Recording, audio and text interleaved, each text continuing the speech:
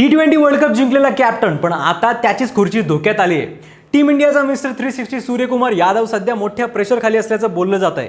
कारण BCCI Shreyas अय्यरला captain करायचा विचार करते.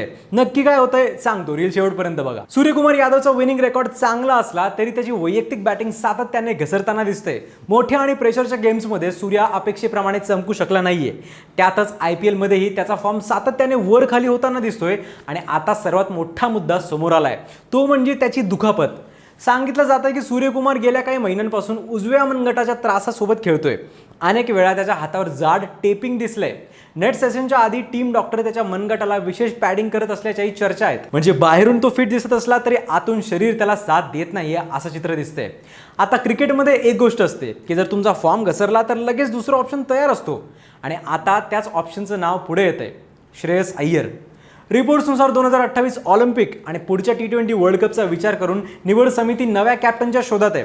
आणि श्रेयस अय्यरचं नाव या रेसमध्ये सर्वात पुढे असल्याचं बोललं जात आहे. त्याचं कारण म्हणजे IPL आणि डोमेस्टिक क्रिकेटमध्ये त्याने मॅच कंट्रोल करणारा कॅप्टन म्हणून स्वतःची वेगळी ओळख तयार केली आहे. सूर्यकुमार यादवने अजून 2 वर्ष कॅप्टन राहायची इच्छा व्यक्त केली आहे. पण फक्त इच्छा पुरेशी नसते. फॉर्म, फिटनेस आणि भविष्यातली टीम स्ट्रॅटेजी जास्त महत्त्वाची असते.